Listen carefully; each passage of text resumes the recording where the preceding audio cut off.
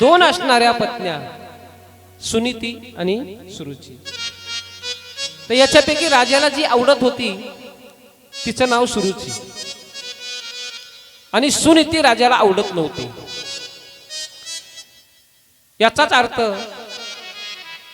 की राजाला नीती ही आवडत नव्हती आणि सुनीती आजकाल कोणालाच ऐकत नाही, आवडत नाही।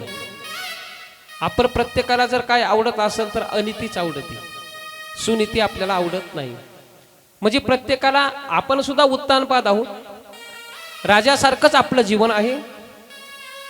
राजा जसा राजाचं नाव उत्तानपाद आहे, आपणही सगळे उत्तानपाद आहोत, कारण गर्भामध्ये आपण सगळे उलटे असतो। उलटे गर्भी असता दिला दंड, वरती पाय खाली तोंड। गर्भामध्ये जर आपलं शरीर जर कसं असेल तर उलट राहते आणि म्हणून आपण सुद्धा उत्तानपाद आहोत। आपल्या प्रत्येकाला दोन बायका आहेत, प्रत्येकाला दोन बायका आहेत। मनोराजा एक देहपुरी, असे नांद तू त्याचे दोघी नारी। पुत्र पौत्र संपन्न भारी, तेने कृपा केली आम्हावरी गा। मनवनी आलो या देशा। मनोराजा एक देहपुरी, या शरीरामध्ये जर एक मन, एक मन एकच आहे, पण या मनाला चालवणाऱ्या दोघी जणी येतात, बरोबर ना? मन कोणाच्या ह्याच्यावर चालतं? दोघी जणी चालवतात त्या मनाला, दोघी जणी। त्या दोघी म्हणजे कोणत्या? एक सद्बुद्धी आणि एक दुर्बुद्धी। ह्या दोन बायका आहेत ह्या मनाच्या। असे नांद तू त्याचे दोघी नारी, या दोन बायका नांदत असताना मग मनाला जर जास्त काय आवडत असेल, मनावर जर जास्त पगडा कोणाचा असेल, जसा उत्तानपाद राजावर जास्त पगडा कोणाचा होता तर सुरुचीचा होता। सुरुचीने पूर्णपणे उत्तानपाद नावाच्या राजाला आपल्या ताब्यात घेतलं होतं। सुनीतीला, कारण तिचा पगडाच असा होता की राजा पूर्ण तिच्या आहारी गेलता। आणि तसंच आपल्यावर सुद्धा दुर्बुद्धीचा पगडा जास्त आहे, सद्बुद्धी नाही आपल्यावर चाल करीत जास्त। मनाला जर आवडत असेल तर दुर्बुद्धीच जास्त आवडते, दुर्बुद्धीच्याच माग माणूस जास्त चालतो। जशी दुर्बुद्धी सांगन त्याच मार्गाने चालतो। सद्बुद्धी चांगलं शिकवते, सद्बुद्धी चांगलं शिकवते आणि दुर्बुद्धी ही वाईट शिकवते। म्हणून तर तुकोबाराय म्हणतात, देवा हो मला ही दुर्बुद्धी नको देऊ। दुर्बुद्धी ते मना,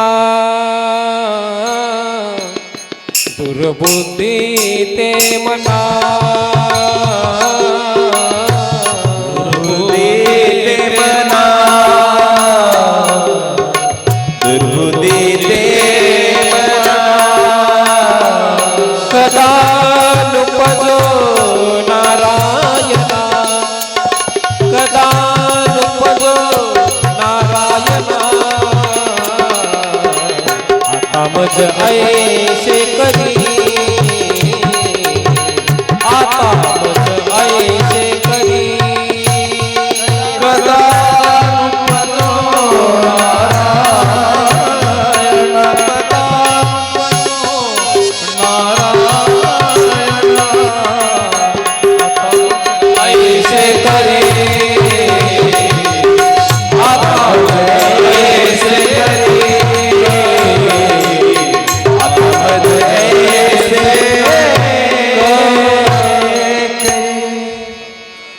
दुर्बुद्धी ते मना, कदा नुपजो नारायणा। देवाला विनंती केली, देवा मला दुर्बुद्धी नको देऊ, द्यायची असेल तर सद्बुद्धी दे। आता मज ऐसे करी, तुझे पाय चित्ती धरी। पण माणसाला त्या ठिकाणी दुर्बुद्धी आवडते, आपल्याला सद्बुद्धीच्या पाठीमागे नको वाटतं। सद्बुद्धी ही चांगलं शिकवते। चला गावात भागवत चालू आहे, भागवताला जा ही सद्बुद्धी सांगत असते। काय भागवताचा टाइम झालाय, भागवताकडे निघावा, हे कोण सांगते? सद्बुद्धी सांगते। पण दुर्बुद्धी म्हणते थांब ना आणखी कुठं महाराज आले, कुठं आणखीन ते वाजिणारे आले नाही, ते आणखीन येऊन बसायचे वाजिणारे, मग ते वाजन जराशी, मग त्याच्या बाद महाराज येते, मग दुर्बुद्धी थोडं थांबिते. मग दुर्बुद्धीने थांबवल्यावर मग तिथं काय एकटी असते का, मग दुसऱ्या दोघी तिघी येऊन बसत्या का नाही. मग तिथं का काय लय, मग कालची चर्चा होती का भागवताची, हा कालच्या भागवताची चर्चा असते का नाही, मग दुसऱ्याच उचापात्या निघत आहे. मग त्याच्यापेक्षा इथं येऊन बसल्यावर मग दोन अभंग कानावर पडले, यांच्या बरोबरच नामस्मरण झालं तर फायदा कोणाचा, आपलाच फायदा आहे. नाही जीवनामध्ये जेवढं नामस्मरण होईल तेवढा फायदा आपला आहे, तेवढा फायदा होत असतो. म्हणून सद्बुद्धीच्या मागे माणसाने चाललं पाहिजे. पण सद्बुद्धी आपल्याला आवडत नाही. वारी आली, महिनाभर वारीत जायचंय, सद्बुद्धी आधी ठरवून ठेवते की यंदा वारीत जायचं, यंदा वारीत जायचं, यंदा वारीत जायचं. पण आयत्या टायमाला दुर्बुद्धी त्याच्यावर पकडा टाकते का नाही. जाऊ दे बाई, पाऊसच नाही पडला, आणखी पेरणी झाली नाही, मी गेल्यावर कसं होईल, मी जर तिकडे गेले तर पप्प्याच्या बापाला तर काही कळतच नाही. पप्प्याचा बाप ज्या ढेल्यात जे करू नको म्हणलं त्या ढेल्यात हाटकून करतो. सगळं असंच असतंय ना आपलं. मग तिकडं जाऊ का नको, जाऊ का नको, जाऊ का नको, तसंच असतं. म्हणून याच्यावर पुन्हा पकडा जी टाकते ती दुर्बुद्धी टाकत असते. सद्बुद्धी लवकर माणसाला आवडत नाही, सद्बुद्धीच्या पाठीमागे जात नाही. तीच गती या ठिकाणी राजाची झाली. राजाला सुरुची आवडत होती. दोन्हीलाही एक एक मुलगा, सुरुचीला एक मुलगा, सुनीतीला एक मुलगा. सुनीतीच्या मुलाचं नाव ध्रुव आणि सुरुचीच्या मुलाचं नाव होतं उत्तम. आता सुरुची लाडकी असल्यामुळे सुरुचीचा मुलगा उत्तम हा सुद्धा राजाचा लाडका होता. आणि मग उत्तम हा रोज राजाच्या मांडीवर बसायचा, राजासोबत जेवायला बसायचा, राजासोबत फिरायला जायचा. रोज उत्तमाला घेऊन राजा फिरत होता.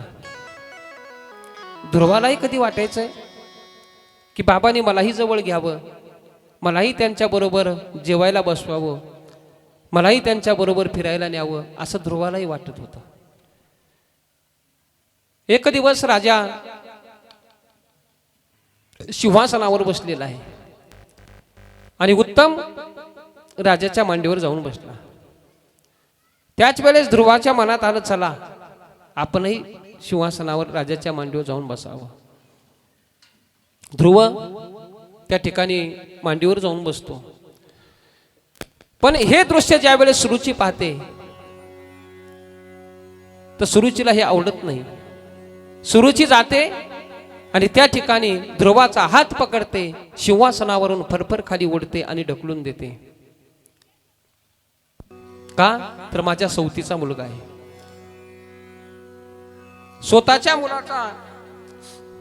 स्वतःचा मुलगा मांडीवर बसला, पण सवतीचा बसला त्यावेळेस तिला ते जमलं नाही. तिने त्याला खाली ओढलं, ढकलून दिलं. त्यावेळेस ध्रुव म्हणतो, का गाई, का मला या ठिकाणी ढकलून दिलंस तू? माझे पण बाबा आहेत ना, ते मला पण बाबाच्या मांडीवर बसवायचा या ठिकाणी अधिकार आहे. असं बोलल्यानंतर सुरुची त्याला म्हणते, तुझे बाबा जरी असले तरी तू माझ्या पोटी जन्म घेतला नाहीस. तू, कारण तुझी आई तुझ्या बाबाची ना आवडते, तुझी आई तुझ्या बाबाला आवडत नाही, म्हणून तुला तुझ्या बाबाच्या मांडीवर बसायचा अधिकार नाही. आणि तुला जर तुझ्या बाबाच्या मांडीवर बसायचं असेल, खूपच जर तुला इच्छा असेल, तर एक काम कर, वनात जा, तपश्चर्या कर. तपश्चर्या करून तुला देव प्रसन्न होईल. आणि देव प्रसन्न झाल्यावर मग तू देवाला म्हण की मला सुरुचीच्या पोटी जन्म दे, आणि मग माझ्या पोटी तुला जन्म घ्यावा लागेल, आणि मग तुला ही राजाच्या मांडीवर बसायला मिळेल. पहा, म्हणजे एवढी स्वतःला ती श्रेष्ठ समजू लागली. म्हणजे हिच्या पोटी जन्म घेण्याकरता देवाची तपश्चर्या करायची, एवढी स्वतःला ती श्रेष्ठ समजू लागली. एवढा अहंकार होता तिला. दुर्बुद्धीला खूप अहंकार असतो. आणि म्हणून तिने ध्रुवाला तसं सांगितलं. ध्रुव रडू लागला. ठीक आहे आई, तुझी जर त्याची इच्छा असेल तर मी वनात जाईल, मी तपश्चर्या करेन. आणि मग ध्रुव रडत रडत रडत आपल्या आईकडे आला. स्वतःच्या आईकडे आल्या बरोबर त्या ठिकाणी आईने विचारलं, काय झालं बाळा, का रडतोस? तिने सांगितलं. ध्रुवानी ज्या गोष्टी महालात घडल्या त्या सांगितल्या नाही आईला. कारण त्याला वाटलं जर मी माझ्या आईची त्या ठिकाणी आईने मला वडलं ढकलून दिलं, जर मी असं त्या आईचं गारानं ह्या आईला सांगितलं तर या ठिकाणी दोघीचे भांडणं होतील.